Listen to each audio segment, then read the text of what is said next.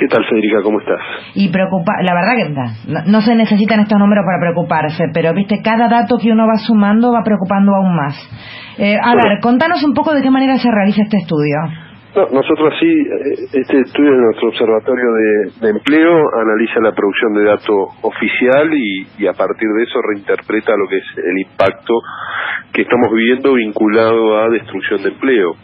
No solo estos casi 100.000 puestos de trabajo que se han destruido en los últimos 4 meses, exactamente entre marzo y julio, sino que también hay casi 34.000 puestos de trabajo perdidos en el empleo formal privado, que son esos trabajadores registrados de mejores salarios, ¿no? Y eso conlleva a lo que fue el último dato oficial presentado, que mostró un aceleramiento de crecimiento de la desocupación, casi rozando los 2 dígitos, 9,6%, con una subida de casi 1 punto en la interanual en el último año, ¿no? Que por un lado desnuda lo que es la problemática de la pérdida de trabajo, ¿no? Y la realidad de precarización laboral que ha sido una constante de Gobierno Cambiemos, ¿no? Que se ha creado principalmente en el momento que se creaba empleos más precarios, empleos con menores condiciones laborales en el sector informal, y ahora a esto se le suma, ¿no? La caída del empleo, el crecimiento de la desocupación, por 2 cuestiones, porque hay sectores que antes creaban empleo, como en el sector de la construcción,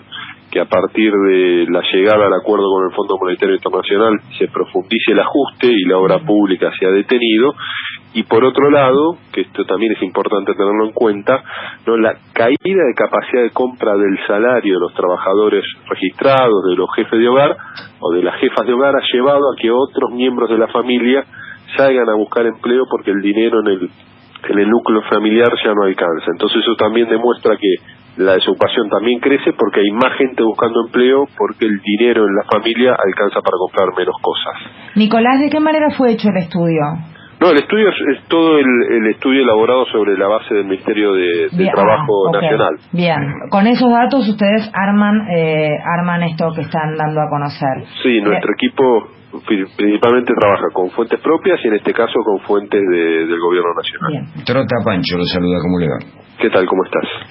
Me parece que los números son una desesperación, ¿no? Usted donde toca los números no cierran, digamos. ¿Cómo termina esto? Bueno, yo creo que estamos viviendo una situación muy dramática con la perspectiva que lo mejor de este gobierno ya pasó. Entonces, eso es lo que nos genera... ¿Qué frase? Sí, eso es lo que nos genera mayor incertidumbre, porque hemos tenido números negativos en distintos sectores de la economía. Podemos analizar todo lo que es inflación, ¿no? Lo que es el crecimiento de la pobreza, hoy lo que es el crecimiento de la desocupación y de la precarización laboral, y a eso le tenemos que sumar el enorme endeudamiento que también ha tenido la Argentina, ¿no? Estos casi 150.000 millones de endeudamiento que van a llevar a que nuestro país termine el 2018 con una deuda externa alrededor del 111% del Producto Bruto Interno, que es toda la riqueza que los argentinos producimos en un año, casi triplicando la deuda original al momento que Mauricio Macri se hizo cargo del gobierno argentino. Pero dos números que son los que más preocupan son desempleo y por otro lado crecimiento de la pobreza, ¿no? Que eso demuestra, ¿no?, el grado de crisis económica y social que vive Argentina, y que gran parte de la crisis termina estando en cabeza de las clases medias, ¿no?, y de los sectores populares que también sufren este modelo. Fuerte la frase, Trota, lo mejor del gobierno ya pasó. Le devuelvo una de Duhovne. Duhovne dice crecimiento negativo. Bueno, a veces es como lo que había dicho unos meses antes el presidente Macri, el crecimiento invisible, ¿no? Uno observa ahí que a veces parece que nos gobiernan comunicadores más preocupados en cómo informar de una manera amistosa, entre comillas, las malas noticias, y no tomar nota de la realidad que transitamos, ¿no? Porque inclusive si vemos las últimas horas con lo que fue la supuesta suspensión del aumento retroactivo a las empresas de gas, ¿no? Se suspende eso, se lo pasa a pagar el Estado en vez de pagarlo a los usuarios, con absoluta irracionalidad también, pero vamos a observar que van a llegar tarifas de hasta el 50% de aumento del gas domiciliario. Entonces estamos en una situación de mucha precarización de la calidad de vida de los argentinos, ¿no? Y eso se ve reflejado en que inclusive, ¿no?, las propias consultoras privadas y el gobierno empieza a exteriorizar que la crisis económica, ¿no?, que el freno de fuerte, brutal de la economía va a ser mucho más profundo, ¿no?, y que este segundo semestre y el primer semestre del año que viene van a ser muy negativos, con un enorme costo social que se observa todos los días, inclusive en las enormes marchas que van creciendo habitualmente de gente que reclama por sus derechos. Bueno, Nicolás, es que hay un dato que acabas de corroborar vos y que yo también había leído en el estudio de ustedes, y es que esto va a ir empeorando. O sea, no es que estos indicadores van a ir mejorando, sino que van a ir empeorando.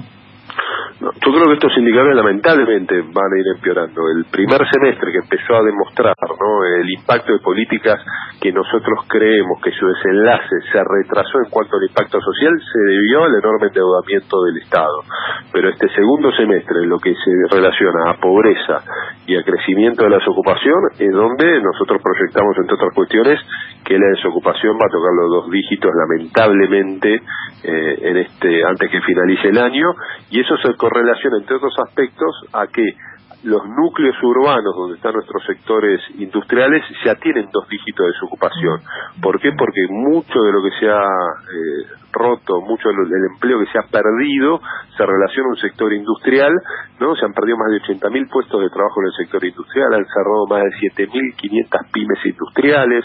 Digo, ayer, para poner un ejemplo, tuvimos con empresarios textiles, ¿no?, que están sufriendo, ¿no?, a partir de la apertura de la economía, a partir de la caída del consumo y a partir de los enormes costos relacionados a los servicios públicos, una crisis que me decía uno de los empresarios del sector textil más importante, digo, que no la sufrió ni siquiera en el 2001, porque le han aumentado muchísimo los costos, ¿no?, de sus insumos, e inclusive de todo lo que es la energía, el gas y la luz en sus empresas.